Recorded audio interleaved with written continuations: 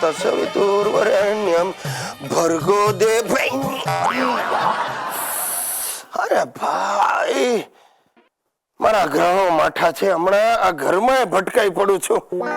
હમણાં ગયા અઠવાડિયે પૂરપાટ સ્કૂટર ચલાવીને ઓફિસ પહોંચતો તો ત્યાં એક બેન મારા સ્કૂટર સામે આવ્યા ને ધડ દઈને ભટકાણા. હું ને બેન બંને જણા રસ્તા ઉપર આમ છત્તા પાટ પડી ગયા ને આજુબાજુ ઉભેલા ટોળાએ મને ધીબી નાખ્યો. મેં કહ્યું, યાર માણસ છો, આ શું કરો છો? તમારામાં તાકાત હોય તો એક એક કરીને મારો.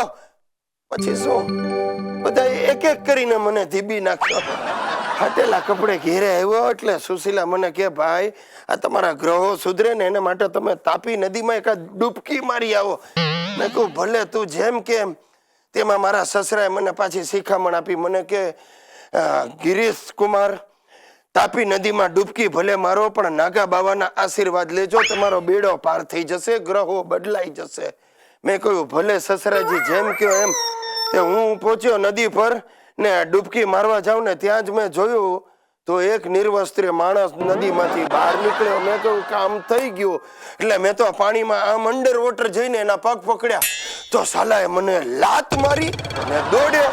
મેં કહ્યું આજે હું આશીર્વાદ લીધા વગર છોડવાનો નથી. હું એની પાછળ દોડ્યો, એ આગળ ને હું પાછળ.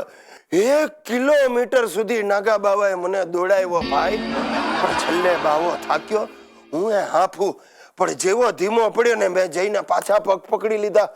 મેં કહ્યું બાવાજી, नागा बाबा जी मेरे को आशीर्वाद दो, मेरे को शनि की पनौती चल रही है.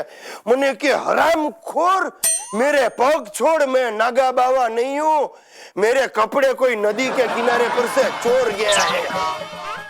दोस्तों आजकल लग्नों में कॉमेडी बहुत थाय छे. संगीत संध्या, गरबा, मेहंदी आવું બધું જાત જાતનું થતું હોય છે. હમણાં થોડા દિવસ પહેલાં મારા સાસરીમાં કંઈક લગ્ન હતા તે મારે જવાનું થયું.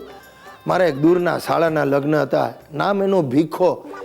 હવે કંકોત્રીમાં ભીખો લગીએ તો કેવું ખરાબ લાગે, એટલે એ લોકોએ લખ્યું કે ભીખેશ કુમારના શુભ લગ્ન નિર્ધાર્યા છે. હવે આ ભીખેશ કુમાર પણ દેખાવમાં નામને સાર્થક કરે એવા જ. હાથમાં વાડકો પકડાવી દીધો હોય ને તો કોઈ પણ માણસ દયા ખાઈને 1 રૂપિયો તો નાખે જ. ને આ ભીખેશ કુમાર માટે પાછી કંઈક શેરવાની ને સાફા લઈ આવેલા. લાલ ચટાક કલરની શેરવાની. બેન્ડ વાજાવાળાનો મુખ્ય સૂત્રધાર હોય ને એવો લાગતો હતો આ ભીખ્યો. અરે એને જોઈને ગામની કૂતરીઓ પણ રડવા માંડી હતી. હવે આ ભીખેશ કુમારના લગ્ન નિમિત્તે આગલા દિવસે સંગીત સંધ્યા પણ રાખેલી.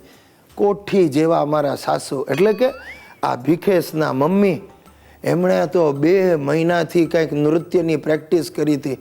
અને જે દિવસે કાર્યક્રમ હતો એ દિવસે પાર્લરમાં જઈને સુગરીના માળા જેવો કંઈક અંબોડો લીધેલો. અને કોઈકે સલાહ આપી હતી, એ ગાયન એમણે નક્કી કર્યું, સ્ટેજ પર આવીને ચાલુ કર્યું, ડાર્લિંગ આંખો સે આંખે ચાર કરને દો, ડાર્લિંગ દેખો ના મુझको પ્યાર કર. એટલા ઝટકા માર્યા કે છોકરીના ઘરવાળા તો થર થર કાપવા માંડ્યા. એમને થયું અમારી દીકરીની સાસુ આવી છે, અમને પહેલેથી ખબર હોત તો આ લગ્નનું જ ન ગોઠવત. પણ હવે શું થાય? અને ત્યાર પછી ભીખેશ કુમાર ફોર્મમાં આવી ગયા અને એણે કંઈક ભાંગડા કર્યું. એવા કૂદકા મારે આખો ચોરણો ફાટી ગયો સાહેબ. સારું થયું અંદર પટાવાળી ચડ્ડી હતી એટલે આબરૂ રહી ગઈ. અને પછી વર વહુનો ડાન્સ શરૂ થયો. ભીખેશ કુમાર અને એની પત્ની સુપ્રિયાએ રાજ કપૂરથી લઈને રણબીર કપૂર સુધીના બધા પ્રેમી યુગલ ગીતો ગાયા. રાતના 2 વગાડ્યા સાહેબ. અરે લોકોને ઝોકા આવે ને પાછા જાગી જવાય. પોલીસની ગાડીઓ આવી ગઈ. પણ તમે માનશો, પોલીસ પણ આ પરિવારને પકડતા ડરતી હતી. એટલો બિહામણો પરિવાર હતો. હજી પણ મને એ સંગીત સંધ્યા યાદ આવે છે ને, આખા શરીરે ધ્રુજારી છૂટી જાય છે. મારા ખભા હલવા માંડે.